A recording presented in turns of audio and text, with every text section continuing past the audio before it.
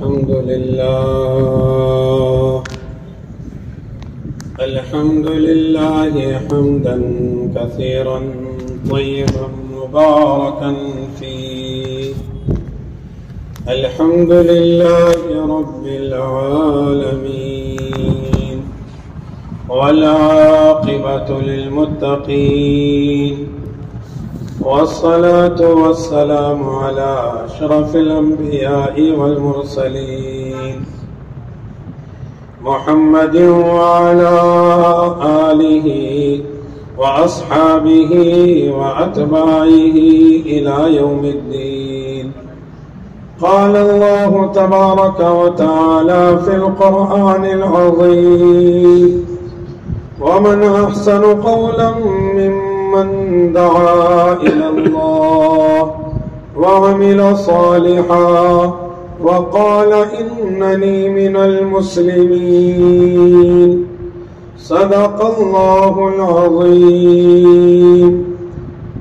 وقال الله تبارك وتعالى في مقام آخر: والعصر إن الإنسان لفي خسر إلا الذين آمنوا وعملوا الصالحات وتواصوا بالحق وتواصوا بالصبر. صدق الله العظيم. وقال النبي صلى الله عليه وسلم: الكيس من دان نفسه وعمل لما بعد الموت، والعاجز من أتبع نفسه هواها وتمنى على الله، أو كما قال عليه الصلاة والسلام. جہاں میں ہے عبرت کہ ہر سو نمونے، مگر تجھ کو اندھا کیا رنگ بونے. جہاں میں ہے عبرت کہ ہر سو نمونے، مگر تجھ کو اندھا کیا رنگ بونے. کبھی غور سے بھی یہ دیکھا ہے تو نے، جو معمور تھے وہ محل اب ہے سونے. جگہ جی لگانے کی دنیا نہیں ہے، یہ عبرت کی جا ہے تماشا نہیں ہے. تجھے پہلے بچپن نے برسوں کھلایا، جوانی نے پھر تجھ کو مجنوں بنایا. بڑھاپے نے پھر آ کے کیا کیا ستایا، اجل تیرا کر دے گی بالکل صفایا. جگہ جی لگانے کی دنیا نہیں ہے، یہ عبرت کی جا ہے تماشا نہیں ہے. ملے خاک میں اہل شاہ کیسے کیسے، مکی ہو گئے لا مکہ کیسے کیسے. ہوئے نامور بے نشاں کیسے کیسے، زمیں کھا گئی آسمان کیسے کیسے. جگہ جی لگانے کی دنیا نہیں ہے، یہ عبرت کی جا ہے تماشا نہیں ہے. جی ہاں میرے محترم دوستو، بزرگوں، عزیز ساتھیوں، خواجہ عزیز الحسن مجذوب رحمت اللہ علیہ رحمتوں واسعہ کے اشعار ہیں، جو شیخ الحدیث حضرت مولانا محمد زکریا کاندھلوی رحمت اللہ علیہ رحمتوں واسعہ کو ہر دل عزیز تھے. اپنی مجلسوں میں یہ اشعار سنا کرتے تھے اور زار و قطار روتے رہتے تھے کہ زمیں کھا گئی آسماں کیسے کیسے. کہ مولانا الیاس صاحب کہاں گئے کہ زمیں کھا گئی آسماں کیسے کیسے. مولانا یوسف صاحب کہاں گئے کہ زمیں کھا گئی آسماں کیسے کیسے. مولانا انعام الحسن کہاں گئے کہ زمیں کھا گئی آسماں کیسے کیسے. مولانا زبیر الحسن کاندھلوی کہاں گئے کہ زمیں کھا گئی آسماں کیسے کیسے. کہ ہمارے سارے اکابرین دنیا سے رخصت ہو گئے. ہمارے اکابرین اس دعوت کی محنت میں لگے مولانا زبیر صاحب کا مقولہ کہ کرتے کرتے مرنا ہے، مرتے مرتے کرنا ہے، اسی طرح اپنی زندگی کو گزار گئے۔ ہمیں بھی چاہیے کہ ہم بھی اللہ کی اس دین کی محنت کے لیے اپنے آپ کو وقف کر دیں اور دین کی محنت کے لیے اپنے ساری زندگی کا ارادہ رکھیں کہ اللہ کی دی ہوئی زندگی ہے، اللہ نے عطا کی ہے، بن مانگے عطا کی ہے، اس کا حساب بھی دینا ہے، اللہ کے حضور میں حاضر ہونا ہے کہ اللہ کے سوالات کا جوابات دینے ہیں کہ بھائی آپ کو ہم نے زندگی دی تھی، اس کو آپ نے کہاں لگایا، کہاں خرچ کیا۔ کہ دین کے کاموں کے اندر اگر اس زندگی کو لگایا جائے گا تو ہماری موت بھی اچھی ہوگی، ہماری حیات بھی اچھی ہوگی۔ اللہ تعالیٰ نے یہ مبارک کام عطا فرمایا، یہ بن مانگے عطا فرمایا، ایک آدمی کی رات کی آہوں کی برکت سے اللہ نے یہ کام وجود بخشا اور سارے عالم میں اس کام کو زندہ کیا۔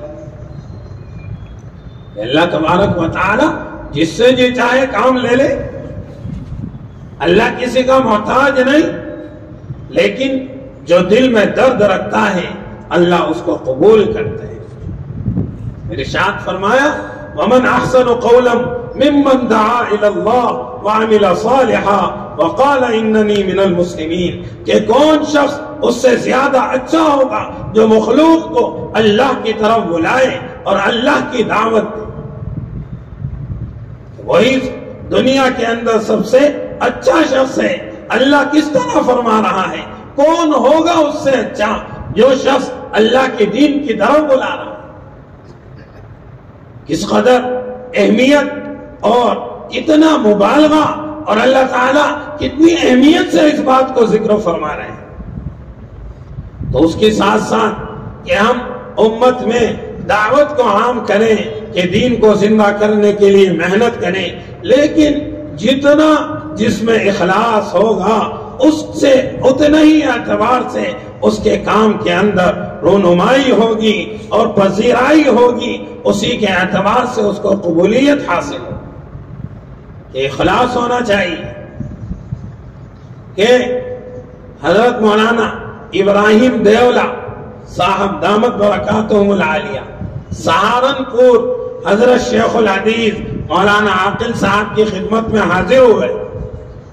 حضرت ہی سے بیعت ہیں وہ مولانا عاقل صاحب سے، اور جس دن بیعت ہونے آئے تھے کہ جمعہ کو حضرت بیعت کرتے ہیں، جمعرات کو دیولا صاحب تشریف لائے، اتفاق سے ہفتواری اجتماع کا دن تھا کہ جس طرح یہاں جمعرات میں ہے سہارنپور میں بھی ہفتواری اجتماع جمعرات کو ہوتا ہے، کہ سہارنپور کے سارے ذمہ دار حضرات پہنچ گئے کہ حضرت آپ تشریف لائے ہوئے ہیں، بہت اچھا موقع ہے، آپ کا اگر آج بیان ہو جائے، وعظ ہو جائے، امت کو فائدہ ہو جائے گا، مجمع زیادہ جڑ جائے گا، لوگ زیادہ اکٹھے ہو جائیں گے۔ یہ بات حضرت سے کہی گئی، وہاں شیخ صاحب بھی موجود تھے، یہ بات جیسے کان میں پڑی کہ مجمع زیادہ اکٹھا ہو جائے گا، تن بدن میں آگ لگ گئی۔ کہنے لگے مجمع سے قبولیت تلاش کرتے ہیں کہ مجمع ہوگا تو قبولیت ہوگی۔ اللہ کی ہاں کثرت اور مجمع نہیں دیکھا جاتا، اللہ کی ہاں اخلاص دیکھا جاتا کہ بھئی وہاں مجمع زیادہ ہے، کہ اس لیے کہ پھر مسلمان سے زیادہ تو غیر مسلم دنیا میں ہے، یہود ہے، نصارہ ہے، کفار ہے، مشرکین ہے، بدھسٹ ہیں، کہ کتنے فرقے ہیں اور کتنے مذاہب کے لوگ ہیں، کہ مسلمانوں سے تعداد ان کی بڑی ہوئی ہے۔ اس کا مطلب نعوذ باللہ وہ لوگ اللہ کے نزدیک مقبول ہیں؟ نہیں، تعداد نہیں دیکھی جاتی، کہ اخلاص دیکھا جاتا ہے، اندر کی مایا دیکھی جاتی ہے۔ اللہ تعالیٰ قلوب کے حال سے واقف ہے، قلب کی طرف توجہ کرتے ہیں۔ اسی لیے حدیث شریف میں آتا ہے کہ اللہ کے نزدیک محبوب ترین عمل وہ ہے جس پہ مداومت ہو، ہمیشگی ہو، اگرچہ تھوڑا ہو، کہ قلت کثرت اللہ نہیں دیکھتا۔ کہ کہیں مجمع زیادہ ہے تو اس کی قبولیت زیادہ ہے، کہیں مجمع کم ہے تو اس کی قبولیت کم ہے. یہ کہاں معیار لکھا ہوا ہے اس کا؟ یہ معیار نہیں. معیار تو اخلاص پر ہے، اخلاص پر دار و مدار ہے. کہ بخاری شریف کی پہلی روایت انما الاعمال بالنیات، کیا اعمال کا دار و مدار نیت پر ہے. کہ جیسی نیت ایسے فیصلے، جیسی بھی نیت کی جائے گی ایسے فیصلے ہو جائیں گے. کہ نیت اللہ کو راضی کرنے کی ہوگی تو اللہ راضی ہوگا، نیت لوگوں کو خوش کرنے کی ہوگی تو اللہ کا اس کے اندر کوئی واسطہ نہیں رہا. یہ تو عمل کا جو ہے نیت پلٹ گئی. اب چاہے پوری رات تہجد پڑھتا رہے، کہ مسجد میں جماعت ہے، پوری جماعت آرام کر رہی ہے، ایک شخص گڑ گڑا رہا ہے، دل میں خیال آ گیا، جماعت پوری دیکھے گی کہ واقعی یہ تو اللہ سے بہت جڑا ہوا ہے، کہ نیت کے اندر خرابی پیدا ہو. کہ ایک بزرگ کو ایک اللہ والے کو ایک شخص نے بلایا کہ حضرت میں نے نیا گھر تعمیر کیا ہے، میں آپ کو وہاں لے جانا چاہتا ہوں کہ آپ سے اس گھر کا افتتاح ہو جائے گا. وہ اللہ والے، وہ بزرگ اس کے گھر میں گئے، اس کی کوٹھی کے اندر گئے تو اللہ والے بزرگ انہوں نے جا کے سارا مکان دیکھا. اس طرح یہ ونڈو اور کھڑکی لگی ہوئی ہے، یہ عام معمول ہے، لوگ گھروں میں لگاتے ہیں. تو اس کی یہاں بھی مکان میں کھڑکیاں لگی ہوئی تھی. تو ان بزرگ نے پوچھا صاحب زادے یہ ونڈو یہ کھڑکی کیوں لگائی ہے تم نے؟ سوال پر ٹھٹک گیا کہ اللہ والے کتنے سیدھے سادے ہوتے ہیں، ان کو کچھ پتا ہی نہیں. سوال عجیب معلوم ہوا کہ حضرت کیوں لگاتا؟ تاکہ یہاں سے ہوا آئے، روشنی آئے، دھوپ آئے، یہ مقصد ہے، اور کیا ہو سکتا ہے. یہ جواب سننا تھا. اللہ والوں نے اپنا سر پکڑ لیا، کہنے لگے صاحب زادے تو نے اپنی پوری زندگی کا ثواب کھو دیا. اب یہ جواب سن کر اب وہ ہکا بکا رہ گیا کہ یہ کیا بات ہوئی. کہنے لگے صاحب زادے جس وقت تم نے یہ کھڑکی لگوائی تھی نیت یہ کرتے یہاں سے اذان کی آواز آئے گی، خدا کی قسم جب تک یہ کھڑکی لگی رہتی تمہیں ثواب ملتا رہتا. کہ انما الاعمال بالنیات، اعمال کا دار و مدار نیت پر ہے. جیسی نیت ایسے فیصلے.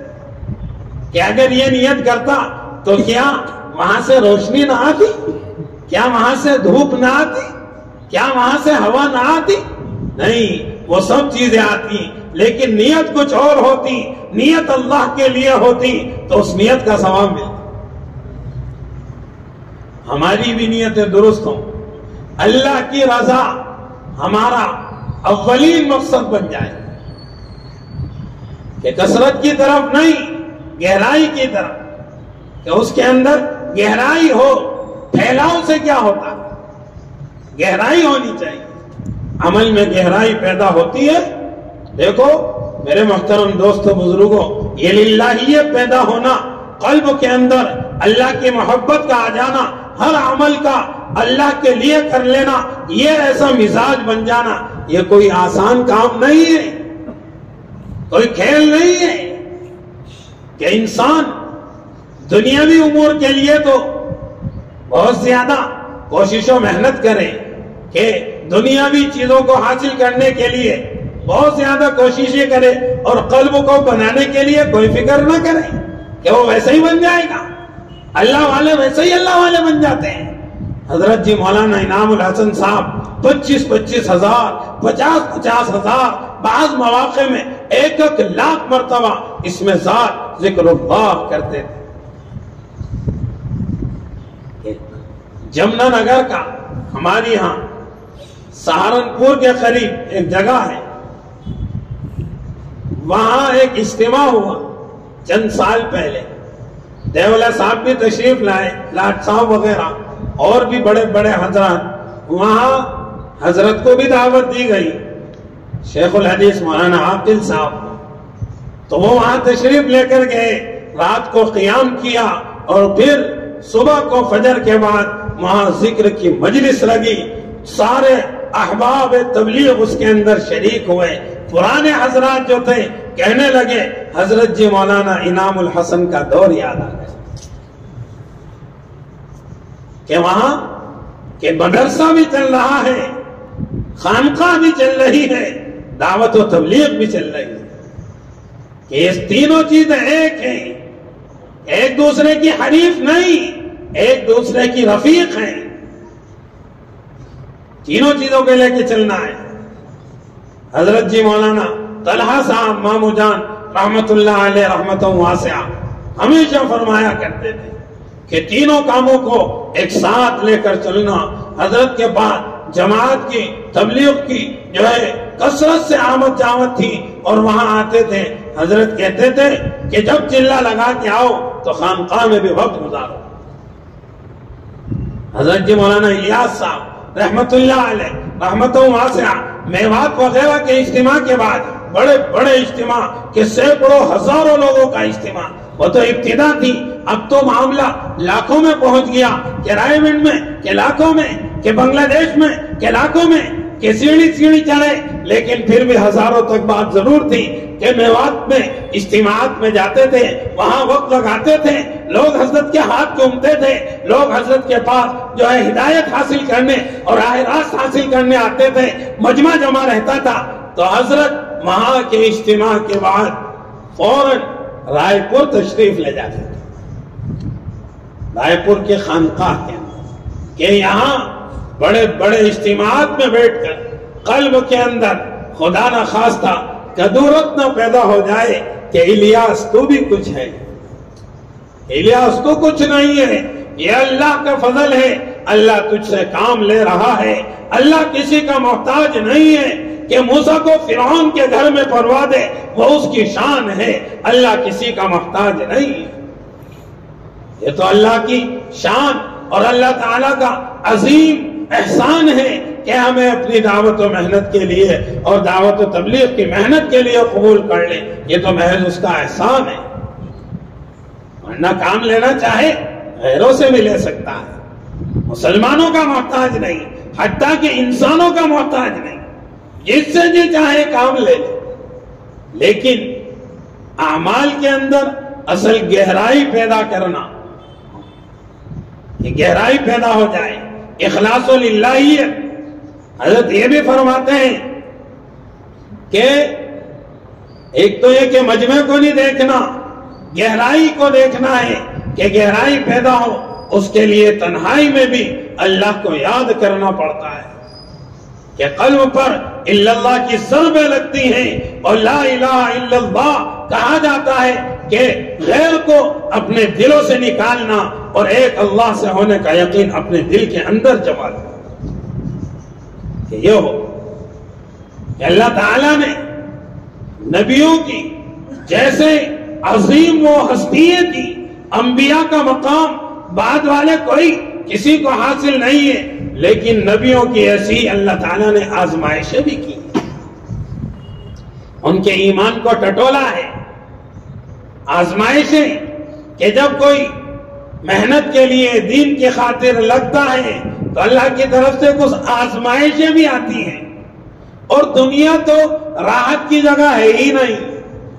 دنیا تو کہ کوئی بھی ہو، کروڑ پتی ہو، کیسا ہی انسان ہو، کیا زندگی میں پریشانی نہیں آتی؟ کہ سب کے آتی. ارشاد فرمایا الدنیا سجن للمؤمن وجنت للکافر، کہ دنیا مومنین کے لیے قید خانہ ہے، کہ جیل ہے. جیل کے اندر کون راحت سے رہتا ہے؟ کوئی جیل میں جاتا ہے کیا وہاں راحتوں کی فکر کرتا ہے کہ جیل کے اندر جا کر میری اچھی کوٹھی بن جائے، کوئی اچھا بنگلہ بن جائے، کہ جی رہنے کا کوئی راحت نہیں؟ وہاں سے تو کہ عزت کے ساتھ میں بری ہو جاؤں، اس کی فکر کرتا ہے کہ باعزت بری ہو جاؤں. اسی طرح ایمان والا دنیا میں رہ کر یہ فکر کرتا ہے کہ عزت سلامتی کے ساتھ، ایمان کے ساتھ بس دنیا سے رخصتی ہو جائے. کہ جو لوگ اللہ سے ملنے کی تیاری کر لیتے ہیں، جو لوگ اللہ سے ملنے کی تیاری کرتے ہیں، جو لوگ آخرت کی تیاری کرتے ہیں، جو لوگ موت کی تیاری کرتے ہیں، خدا کی قسم وہ موت کا انتظار بھی کرتے ہیں۔ آج ہمارے سامنے موت کا تذکرہ آ جائے، معلوم ہو جائے، کوئی ڈاکٹر کہہ دے آپ کو کینسر ہو گیا ہے، بڑا بڑھ گیا ہے، چند دن کے مہمان ہیں، خدا کی قسم لقمہ بھی ڈھنگ سے نہیں کھایا جائے گا کہ ڈاکٹر نے کہہ دیا چند دن کے مہمان ہیں، دنیا سے رخصت ہونے والے ہیں۔ کہ موت کا ایسا خوف۔ شاہ عبد القادر صاحب رائے پوری رحمت اللہ علیہ رحمتوں واسعہ کے بارے میں لکھا ہے کہ زندگی کے آخر میں بار بار آسمان کی طرف نگاہ اٹھا کر دیکھتے تھے اور کہتے تھے یا اللہ اس سنڈاس میں کب تک رکھے گا، آخر مجھے اپنے پاس بلا بھی لے۔ کہ موت کی تیاری کی تو موت کا انتظار ہو گیا، اللہ سے ملنے کی تیاری کی تو اللہ سے ملاقات کا طبیعت کا تقاضا بھی ہو گیا۔ اس کو کس طرح سمجھا جا سکتا ہے کہ انسان ہے کوئی سفر میں جا رہا ہے، سفر کی ساری تیاری کر لی کہ سامان پال لیا، سب کچھ ہو گیا، جا کر اسٹیشن پر بیٹھ گیا، مثال کے طور پر 8:15 بجے کی ٹرین ہے، 8:15 بج گئے، ٹرین نہیں آئی، 8:30 بج گئے، ٹرین نہیں آئی، 8:45 بج گئے، ٹرین نہیں آئی، یہ پریشان بیٹھا ہے، انتظار کر رہا ہے کہ جلدی سے ٹرین آ جائے، حالانکہ اپنے شہر میں ہے، اپنے بیوی بچوں کے قریب ہے، اپنے گھر والوں کے قریب ہے، لیکن کیونکہ اس نے سفر کی تیاری مکمل کر لی اور اس ارادے سے آ کر بیٹھ گیا تو ٹرین کا انتظار کر رہا ہے۔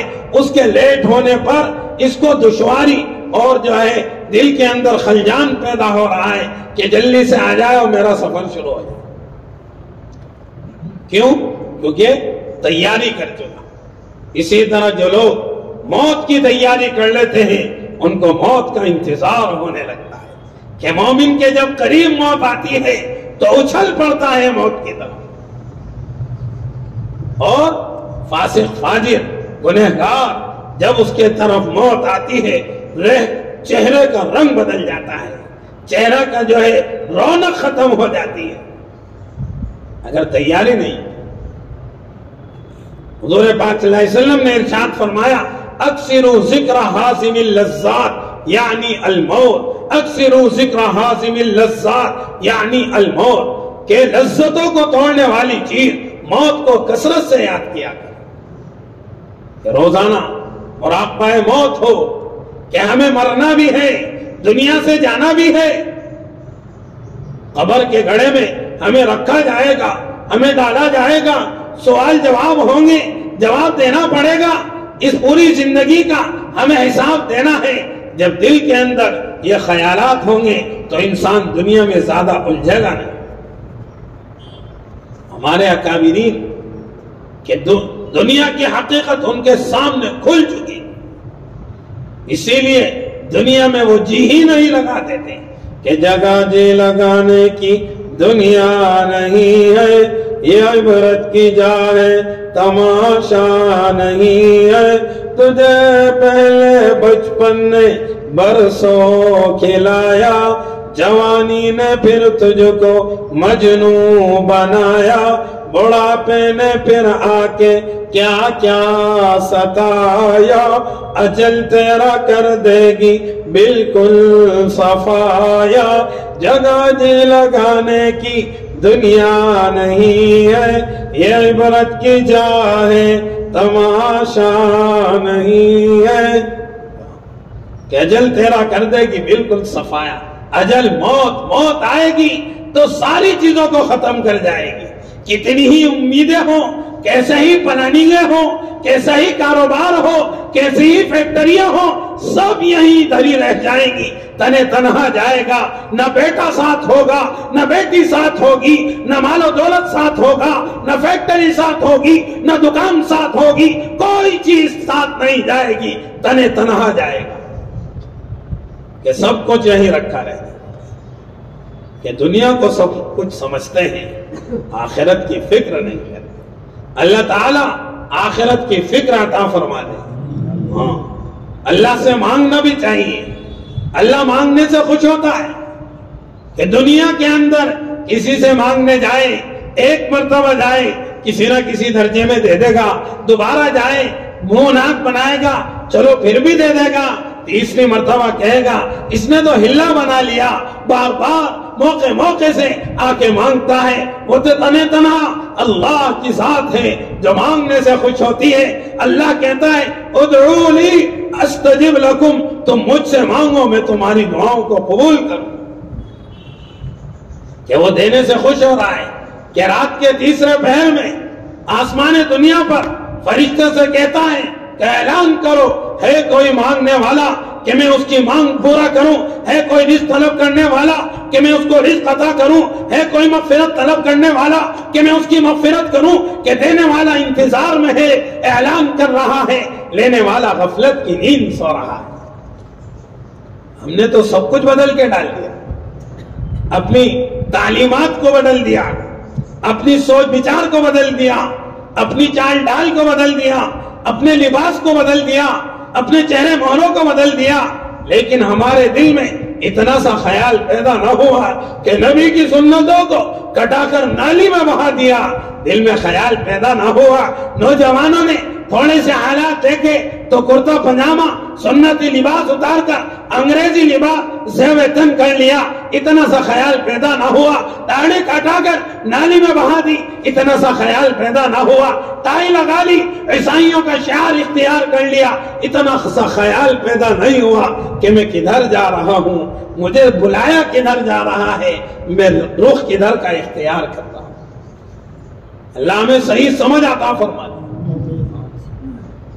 کہ سیدنا ابراہیم علیہ السلام کہ ابو الانبیاء حضور پاک صلی اللہ علیہ وسلم کہتے ہیں میں ان کی اولاد میں ہوں، وہ میرے جد امجد ہیں۔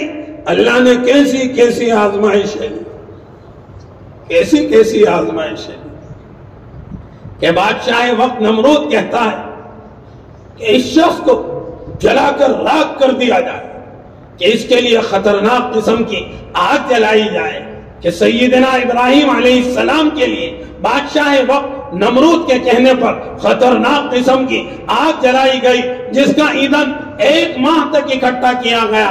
اندازہ لگاؤ اس میں کوئی دال نہیں پکے گی، اس میں کوئی سبزی نہیں پکے گی، اس میں حضرت ابراہیم کو جلایا جائے گا۔ خطرناک قسم کی آگ جلائی اور ایندھن 1 مہینے تک اکٹھا کیا گیا، آگ جل گئی، اتنی خطرناک آگ کہ پرندہ اوپر کو اڑے تو جھلس کر آگ میں گر جائے، کہ کوئی انسان قریب بھٹکنے کو تیار نہیں، اس کی لپٹیں، اس کی تپش دور دور تک جا رہی ہے۔ ابراہیم علیہ السلام کو اس آگ میں ڈالے تو کون ڈالے؟ کون ڈالے اسے؟ تو اس کے لیے ایک منجنیق آلہ تیار کیا گیا، غلیل کے انداز کا بڑا سارا ایک آلہ تیار کیا گیا، جس میں سیدنا ابراہیم علیہ السلام کو رکھ کر آگ میں پھینکا جائے گا، کہ وہ نصب کر دیا گیا۔ سیدنا ابراہیم علیہ السلام کو اس میں رکھ کر سارے کپڑے اتار کر ان کو آگ میں پھینک دیا گیا۔ ادھر آگ میں گرنے والے ہیں، خطرناک قسم کی آگ ہے، اتنے میں جبرائیل امین آتے ہیں، سوال کرتے ہیں کیا ابراہیم تمہیں مدد چاہیے؟ تمہیں مدد چاہیے؟ ابراہیم کہتے ہیں جبرائیل مدد چاہیے، ضرور چاہیے، مگر تجھ سے نہیں، تیرے پروردگار سے چاہیے۔ کہ سب کو اپنا کر کے دیکھا، اب رب کو اپنا کر کے دیکھ، سب کو اپنا کر کے دیکھا، اب رب کو اپنا کر کے دیکھ، سب تماشے کر کے دیکھے، اب یہ تماشا کر کے دیکھ، کہ رب راضی تو سب راضی، رب ناراض تو سب ناراض۔ اسی لیے کہا جاتا ہے کہ بگڑے ہوئے لوگوں سے زیادہ نہ ملا کر بگڑے ہوئے لوگوں سے زیادہ نہ ملا کر، تنہائی کے عالم میں کبھی رو بھی لیا کر، تنہائی کے عالم میں کبھی رو بھی لیا کر، بوسیدہ قبروں کے کتبے بھی پڑھا کر، بوسیدہ قبروں کے کتبے بھی پڑھا کر، ہر وقت کا حسنہ تجھے برباد نہ کر دے، ہر وقت کا حسنہ ہمیں برباد نہ کر دے۔ قرآن کریم کا اعلان فَلْيَضْحَكُوا قَلِيلًا وَلْيَبْكُوا كَثِيرًا کہ کم ہنسو زیادہ رو، کم ہنسو زیادہ رو۔ ہم نے تو قرآن کریم کے اس حکم کو بھی اپنے پیروں سے رون ڈالا، زندگیوں سے نکال دیا۔ نوجوانوں، یہ تو خیال آتا ہے آج ہنسی مذاق کی مجلس ہو جائے، آج کچھ کمیڈی ہو جائے، آج کوئی تفریحی پروگرام ہو جائے، کبھی کسی دل میں یہ خیال نہیں آتا کہ آج اللہ کے سامنے رونے دھونے کی مجلس ہو جائے، آج اللہ کے سامنے دعا سے بہا کر اللہ کو منانے کی مجلس ہو جائے، آج رات کے تیسرے پہر میں تہجد کے وقت اللہ کے آگے مصلی پہ بیٹھ کر رونا نصیب ہو جائے۔ کبھی کسی کے دل میں یہ خیال نہیں آتا؟ کہتے ہیں ہم قرآن والے ہیں، ہم حدیث والے ہیں، کہ ہم بخاری مسلم والے ہیں، کہ دعوے ہیں، عمل نہیں۔ کلمہ پڑھ لینا محض، یہ تو منافقین بھی پڑھتے تھے، لیکن کیا حکم ہے ان کے بارے میں؟ ان المنافقین فی الدرک الاسفل من النار، کہ منافقین تو جہنم کے سب کے نچلے حصے کے اندر، یہ زبان سے کلمہ پڑھتے ہیں لیکن عملی زندگی ویسی نہیں۔ ہمارا حال بھی ہے، زبان سے دعویٰ ایمان کا، زبان سے دعویٰ قرآن کا، زبان سے دعویٰ نبی کی محبت کا، لیکن کیا نبی کی محبت پر عمل کرتے ہیں؟ کیا نبی کے چہرے سے محبت کرتے ہیں؟ کیا نبی والی محنت لے کر چلتے ہیں؟ کیا نبی نے اس راستے کے اندر کتنی تکلیفیں برداشت کی کہ مکہ والوں نے پریشان کیا، مکہ والوں نے پریشان کیا، اپنے گھر کو چھوڑا، اپنے والدین کو اور اپنے سارے خاندان والوں کو چھوڑا اور سارا گھر بار چھوڑ کر طائف تشریف لے گئے۔ وہاں استقبال پھولوں سے نہیں، وہاں استقبال پتھر سے کیا جاتا ہے۔ نبی پر پتھروں کی برسات ہوتی ہے، نبی پر پتھروں کی برسات ہوتی ہے۔ فوراً جبرائیل امین آتے ہیں، اللہ کی رحمت کو جوش آتا ہے، جاؤ جبرائیل میرے محبوب سے پوچھو، یہ طائف کی بستی دو پہاڑوں کے درمیان ہے، اگر آپ کہیں تو ان پر جو فرشتے مامور ہیں ان کو حکم دے دیا جائے، دونوں پہاڑوں کو ایسے ملا دیا جائے، ساری بستی والوں کا قیمہ بنا دیا جائے، آپ کے اشارے کی دیر ہے۔ لیکن نبی کہتے ہیں اے اللہ یہ جانتے نہیں میں کون ہوں، ان کو معاف کر دے۔ اللہ ہو سکتا ہے ان کی نسلوں میں کوئی اللہ اللہ کہنے والا پیدا ہو۔ آج اللہ اللہ کے نام لینے والے دنیا کی طرف بھاگ رہے ہیں، آج اللہ اللہ کے نعرہ لینے والے آخرت کو چھوڑ کر کاروبار کی طرف جا رہے ہیں کہ اللہ تعالیٰ نے جو ذمہ داری ہمیں سونپی تھی اس کو بھول گئے۔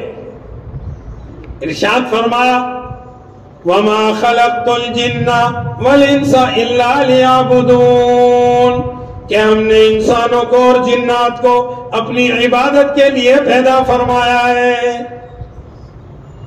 کیسی عبادت؟ عبادت کون سی جس کو عبادت کہا جاتا ہے کہ ظاہری عبادت نہیں کہ 2 سجدے کر لیے، کہ 4 رکعت پڑھ لی، کہ اٹھک بیٹھک لگا لی، یہ کوئی عبادت نہیں ہے۔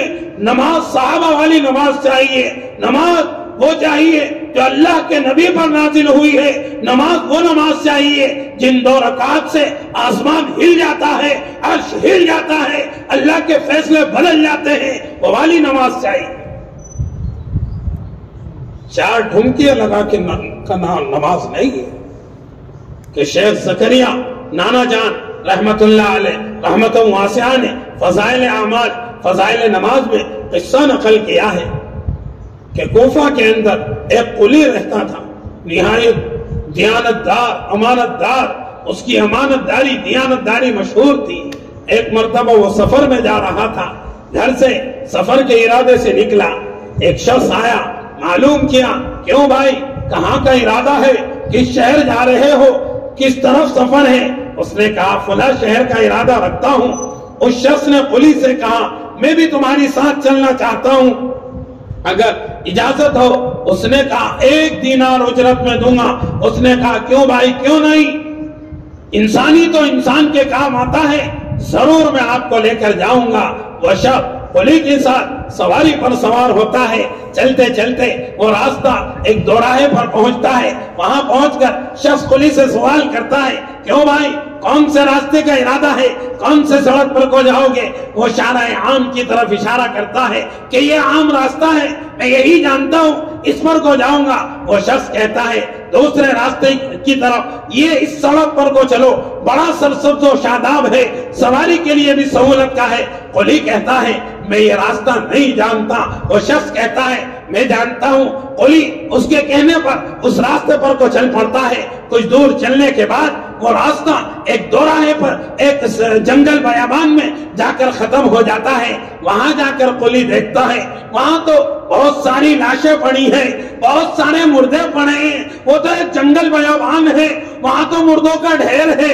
وہ دیکھ کر حیران پریشان ہو جاتا ہے، گھبرا جاتا ہے.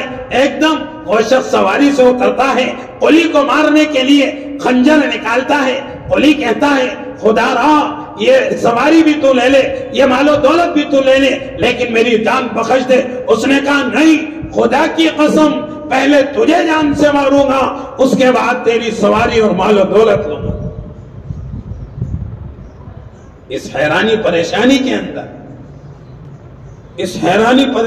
اندر قلی کو اللہ یاد آتا ہے، اس کو نماز یاد آتی ہے. وہ کہتا ہے مجھے 2 رکعت نماز پڑھنے دے، مجھے 2 رکعت نماز پڑھنے دے. وہ شخص کہتا ہے یہ جتنی لاشیں پڑی ہیں، یہ جتنے مردے پڑے ہیں، سب نے یہی کہا تھا ہمیں 2 رکعت نماز پڑھنے دے، لیکن کسی کو اس کی نماز نے کوئی فائدہ نہیں پہنچایا. خدا نہ خواستہ ہماری اور آپ کی نماز ان لوگوں کی نماز جیسی نہ ہو جن کو ان کی نماز کوئی فائدہ نہیں پہنچایا. حتیٰ کہ حدیث پاک میں آتا ہے ایک طرف تو نمازی نماز کا سلام پھیرتا ہے، دوسری طرف نماز کہتی ہے خدا تجھے برباد کرے اسی طرح جس طرح تو نے مجھے برباد کیا. کہ جب نمازی کی بد دعا رد نہیں تو نماز کی بد دعا کا کیا حال ہوگا؟ وہ شخص کہتا ہے چل چل جلدی کر. قلی نماز کی نیت باندھتا ہے، سورہ فاتحہ پڑھتا ہے، اس کے بعد کوئی سورت یاد نہیں آتی. حیرانی پریشانی کے اندر زبان پر ایک آیت شریفہ جاری ہوتی ہے امن یجیب المضطر اذا دعا، امن یجیب المضطر اذا دعا. اس کا ورد کرتا ہے کہ کون ہے وہ ذات جب کوئی مجبوری کی حالت میں اس کو پکارتا ہے تو وہ اس کی پکار کو سنتا ہے، اس کی مدد کرتا ہے. کہ اس آیت شریفہ کا ورد کرتا ہے، یکا یک ایک شخص نمودار ہوتا ہے، خنجر نکالتا ہے، اس ظالم جابر کے پیچھے مارتا ہے، اس کو قتل کرتا ہے. فوراً اس کی لاش جہاں گرتی ہے وہاں سے آگ کے شعلے بلند ہو جاتے ہیں. کہ سب کو اپنا کر کے دیکھا، اب رب کو اپنا کر کے دیکھ، سب تماشے کر کے دیکھے، اب یہ تماشا کر کے دیکھ. کہ رب راضی تو سب راضی، رب ناراض تو سب ناراض. نماز ایسی ہو کہ 2 رکعت پر آسمان جوش میں آ جائے، رحمت الہی مدد کو آ جائے. کہ 2 رکعت پر فیصلے کرانے والے ہیں، لیکن وہ 2 رکعت وہی 2 رکعت جن کو نماز کہا جاتا ہے. ہماری اور آپ کی نماز میں نمازوں کو صحیح کرنا. ایک مرتبہ ایک صحابی رسول مسجد نبوی کے اندر حاضر ہوئے، بارگاہ نبوی میں حاضر ہوئے. دربار رسالت لگا ہوا تھا. خیال پیدا ہوا پہلے 2 رکعت پڑھ لوں، اس کے بعد آقا کی خدمت میں جاؤں گا، وہاں جا کر دوگانہ ادا کیا اور آقا کی خدمت میں گئے. آقا نے فرمایا ارجع صلی فإنک لم تصلی، جا لوٹ جا نماز پڑھ کیونکہ تو نے نماز نہیں پڑھی. وہ صحابی آتے ہیں، دوبارہ دوگانہ ادا کرتے ہیں، پھر آقا کی خدمت میں جاتے ہیں اور پھر آقا فرماتے ہیں ارجع صلی فإنک لم تصلی، جا لوٹ جا نماز پڑھ کیونکہ تو نے نماز نہیں پڑھی. وہ شخص آتے ہیں، وہ صحابی آتے ہیں، دوبارہ دوگانہ ادا کرتے ہیں، پھر آقا کی خدمت میں جاتے ہیں. دربار نبوی سے پھر یہی ارشاد ہوتا ہے ارجع صلی فإنک لم تصلی، جا لوٹ جا نماز پڑھ کیونکہ تو نے نماز نہیں پڑھی. کہ نماز وہ نماز کہلاتی ہے جو صحیح ادا کی جائے، جو اس کا طریقہ ہے سننوں کی رعایت کرتے ہوئے، جو صحیح طریقہ ہے اس پر جو نماز پڑھی جائے گی وہ نماز کہلائے گی. حالانکہ نماز یہ بھی پڑھ رہے تھے لیکن آقا نے یہ نہیں کہا کہ تو نے نماز صحیح نہیں پڑھی، آقا نے کہا تو نے نماز پڑھی ہی نہیں، کیونکہ ایسی نماز ہی نہیں ہے. ہم سمجھتے ہیں ہم بڑے نمازی ہیں، محض ایسا نہ ہو یہ اٹھک بیٹھک ایک ورزش ہو رہی ہو، یہ 4 سجدے محض ایک ورزش کے تحت آ رہے ہوں. نماز کو صحیح سیکھا جائے. جو نماز سیکھ کر پڑھی جائے گی اس کے اندر پائیداری ہوگی، مضبوطی ہوگی، اللہ کی رضا ہوگی، نبی کی خوشنودی ہوگی، صحابہ کا طریقہ ہوگا، حدیث پر عمل ہوگا. جب کام چلے گا، نہیں تو نہیں چلے گا. ہمیں چاہیے کہ نماز کے سیکھنے کے لیے مقامی حضرات، مقامی علماء کی طرف رجوع کریں، ان سے صحیح نمازوں کو سیکھیں. کہ صحابی رسول، ایک صحابی کہ جابر ابن عبداللہ رضی اللہ تعالی عنہ ایک دوسرے صحابی سے ایک روایت، ایک حدیث سنتے ہیں اور سن کر ان سے پوچھتے ہیں آپ یہ روایت کس سے بیان کرتے ہیں؟ وہ دوسرے صحابی کا نام لیتے ہیں جو ملک شام میں رہتے ہیں کہ میں نے یہ ڈائریکٹ حضور سے نہیں سنی، میں نے فلاں صحابی سے سنی ہے جو ملک شام میں رہتے ہیں. صحابی کو خیال کو پیدا ہوتا ہے کہ ایک راستہ، ایک روایت اور ایک راوی کو کم کرنے کے لیے، سند کے اندر ایک راوی کو کم کرنے کے لیے ڈائریکٹ ان صحابی سے جا کے سنوں جنہوں نے خود نبی کریم صلی اللہ علیہ وسلم سے یہ حدیث سنی. وہ ایک حدیث کے سننے کے لیے 1 ماہ کا سفر کرتے ہیں، ایک حدیث کو سننے کے لیے 1 ماہ کا سفر کرتے ہیں. ملک شام میں ان صحابی کے گھر پوچھتے ہیں اور جا کر کھڑکا کرتے ہیں. وہ اندر سے آواز آتی ہے کون؟ مین؟ جواب ہوتا ہے جابر. من جابر؟ انا جابر ابن عبداللہ من مدینہ، میں جابر بن عبداللہ مدینے سے آیا ہوں. وہ صحابی نام سن کر ایک دم جو ہے رونگٹے کھڑے ہو جاتے ہیں، خوشی سے جھوم اٹھتے ہیں، فوراً اوپر سے نیچے آنے کی فکر کرتے ہیں. وہ کہتے ہیں نہیں نیچے مت آ، نہ جانے راستے میں تیری موت ہو جائے یا پھر تیرے آنے سے پہلے میں اللہ کی درگاہ میں حاضر ہو جاؤں، یہاں سے روانگی ہو جائے، اوپر ہی سے مجھے یہ حدیث سنا دے، تیرے سے یہ حدیث سننے آیا. وہ صحابی رسول اوپر سے ان کو وہ حدیث سناتے ہیں، اس کے بعد بھاگے ہوئے نیچے آتے ہیں کہ حضرت اندر تشریف لائیے، بڑا لمبا سفر کر کر آئے ہیں. جابر کہتے ہیں مدینے سے دوری برداشت نہیں ہے، حدیث سننے آیا تھا، کام ہو گیا، اب میں دوبارہ مدینہ کا رخ کرتا ہوں. کہ سب کو اپنا کر کے دیکھا، اب رب کو اپنا کر کے دے، سب تماشے کر کے دیکھے، اب یہ تماشا کر کے دے. کہ ایک حدیث کے لیے 1 ماہ کا سفر، ہم نماز سیکھنے کے لیے ہمارے پاس وقت نہیں ہے. اللہ اپنے راستے میں نکل کر نماز صحیح کرنے کی توفیق عطا فرما دے. اپنی نمازوں کو بھی ٹھیک کرے، اپنے مسلمان بھائیوں کی نمازوں کو بھی ٹھیک کرے، ایک کچے پکے گھر میں نماز کو زندہ کرے، اس کی محنت کرے، نبی کی خوشنودی حاصل کرے، اللہ کی خوشنودی حاصل کرے. جو لوگ آخرت کے لیے زندگی گزارتے ہیں وہی لوگ کامیاب ہیں. دنیا کے لیے تو یہود بھی زندگی گزار رہے ہیں، نصارہ بھی زندگی گزار رہے ہیں، کفار بھی زندگی گزار رہے ہیں، مشرکین بھی زندگی گزار رہے ہیں۔ اگر ہم بھی دنیا کے لیے زندگی گزارنے والے بنے تو پھر ہمارے میں اور ان میں فرق کیا رہا؟ اللہ تعالی ہم سب کو پکا سچا نمازی بنا دے، اور اس محنت کو پورے عالم میں ایک مرتبہ ہم سبق پڑھ رہے تھے بیٹھے ہوئے اپنے استاد سے، وہاں حاجی عبد الوہاب صاحب پڑوس ملک کے جو ہیں استاد کے پاس ان کا فون آیا اور انہوں نے پوچھا کہ کہاں ہو؟ کہ جی درس گاہ میں ہوں، سبق پڑھا رہا ہوں۔ کہا ان طلبہ سے پوچھو کس نیت سے تعلیم حاصل کر رہے ہو، مدارس میں کس نیت سے آئے ہو، کیوں تعلیم حاصل کر رہے ہو؟ ہر ایک نے ابتدائی درسگاہ تھی اپنے اپنے حساب سے جواب دیا کہ جی، ایک نے کہا کہ جی تاکہ سنت پر پابندی سے عمل کرنے والا بن جاؤں، قرآن پر عمل کرنے والا بن جاؤں، کسی نے کہا حدیث زندگی میں زندہ ہو جائے، کسی نے کہا آخرت کی، ہر ایک نے اپنے حساب سے جواب دیا۔